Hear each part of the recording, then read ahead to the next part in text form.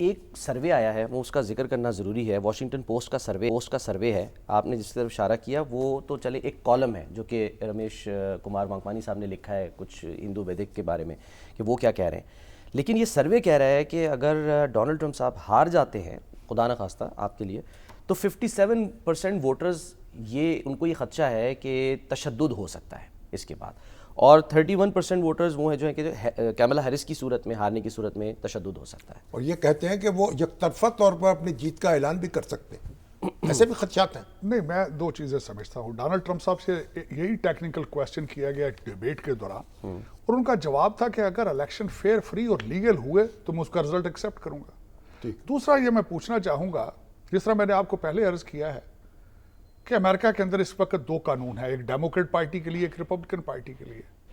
اگر ٹھیک ہے 6 جنوری کو آپ ہولڈ کرتے ہیں ریپبلکن پارٹی کے خلاف، ٹھیک ہے، میں ایگری کرتا ہوں، لیکن کبھی آپ نے دوسری سائڈ کی ہسٹری بھی دیکھی ہے کہ انہوں نے منیسوٹا کے اندر کیا کیا، انہوں نے وائٹ ہاؤس پہ کتنی دفعہ اٹیک کیا اور وہاں سے کوئی اریسٹ ہوئی نہیں ہوئی۔ اس وقت اگر دیکھا جائے تو امریکہ کا ہر شہر جو ہے وہ غزہ کی شکل پیش کر رہا ہے، اس کا نظارہ پیش کر رہا ہے۔ آپ ایک دفعہ ذرا فلاڈلفیا، نیو یارک، بالٹیمور، شکاگو جا کے دیکھ کے دکھائیں دن کے وقت آپ کے کیا حالات ہوتے ہیں۔ آپ وہاں امریکہ کے اندر پولیس بلا کے دیکھیں، 3 گھنٹے پولیس آتی نہیں ہے۔ تو دیکھیں آج یہ بات کرنی کہ ریپبلکن جو ہے وہ پرتشدد، اور میں یہ پوچھنا چاہوں گا اس وقت اگر دونوں پارٹیز کا مینڈیٹ دیکھا جائے، ان دونوں میں سے پیٹریاٹک کون ہے؟ امریکہ کو صرف اور صرف امریکہ کا جھنڈا آج اٹھا رکھا ہے تو ریپبلکن پارٹی نے اٹھا رکھا ہے۔ ڈیموکریٹ پارٹی کا اور ینگ لوگوں کو کس چیز پہ بلیو کرتے ہیں؟ امریکہ کے جھنڈے روزانہ جلاتے ہیں۔ مگر یہ بتائیں مجھے کہ اگر ٹرمپ آ جائے تو غزہ میں جنگ بندی ہو جائے گی؟ دیکھیں اس پہ میں بالکل، یہ بہت اچھا کویسچن آپ نے کیا ہے۔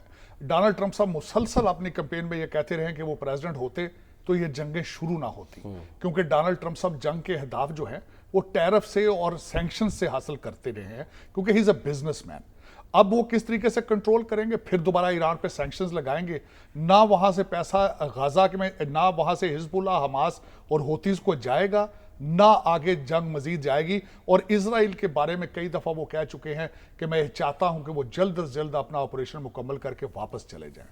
ہسٹوریکلی جی، مگر یہ دیکھیں یروشلم میں تو دارالحکومت بھی تو انہی کے دور میں بنا نا۔ الٹیمیٹلی دیکھا جائے تو اس میں بالکل میں ایگری کروں گا، دونوں پارٹی پرو اسرائیل ہیں۔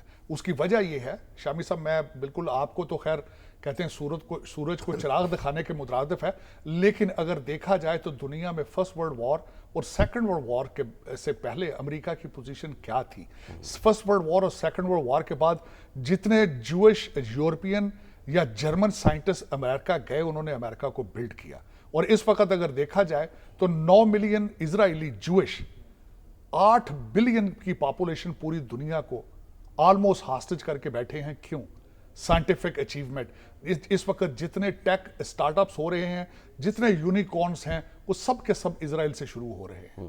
تو اس کی وجہ یہ ہے جب پوری دنیا نے سائنس سے بائیکاٹ کر رکھا ہے تو آپ کو پھر 9 بلین لوگوں کو وہ اس لیے سپریم اپنے آپ کو بیہیو کرتے ہیں۔ اس وقت اگر دیکھا جائے تو امریکہ کا ہر بڑا انسٹیٹیوشن ہے، it is invented, it is made by a جوش پرسن۔ تو اس میں دنیا کا قصور ہے، ان کا قصور نہیں۔ اس کا مطلب ہے کہ مسلمان جو ہیں ان کو بھی اپنا راستہ جو ہے اس پہ غور کرنا پڑے گا، کرنا ہوگا، ورنہ آپ اس ایکسٹنٹ ہو جائیں گے۔ مجھے کل میں اتفاق سے کل میں اسلام آباد میں مجھے کچھ ڈپلومیٹس ملے، تو مجھ سے کسی نے پوچھا ہے کہ ہم سے اکثر پاکستانی پوچھتے ہیں کہ ہمیں کیا کرنا چاہیے، کوئی ایڈوائس کریں۔ تو میں نے ان سے صرف یہی کہا ہے کہ پلیز ان کو IMF کا راستہ نہ دکھائیں، ان کو انگلش، میتھ اور آرٹیفیشل انٹیلیجنس کا راستہ دکھائیں، اس کے بغیر چوائس نہیں ہے۔ اور میں دوسرا، میں بڑے باوثوق ذرائع سے کہوں گا کہ عباسیت دور کے بعد آپ نے سائنس سے بائیکاٹ کر رکھا ہے، جو مگر جاتی ہے۔ اب تو یہاں تو توقع یہ ہے، ہمارے جو PTI کے دوست ہیں وہ تو سمجھتے ہیں کہ ٹرمپ کامیاب ہوں گے اور جیل کا دروازہ کھل جائے گا، پھاٹک، اور خان صاحب بھی ٹہلتے ہوئے، سیٹی بجاتے ہوئے باہر آ جائیں گے۔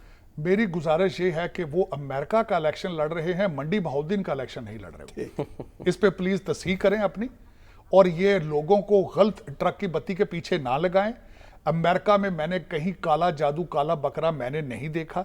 आपने 3.5 साल एक दुनिया की एटॉमिक पावर को काले बकरों से चलाया है, अमेरिका में ऐसी कोई बात नहीं। अच्छा, जमहूरियत का अलमबरदार है ना अमेरिका, अगर जो यहाँ पर खदशात हैं कुछ लोगों के कि शायद उनका मामला खान साहब का मिलिट्री कोर्ट में चला जाता है, तो क्या उस वक्त अमेरिका खामोश रहेगा उस वक्त भी? देखें, दो चीजें, इस पे बात एक बड़ी बड़ी क्लियर बात है। इसमें पार्टी कौन है, विक्टिम कौन है? मिलिट्री इसमें विक्टिम है।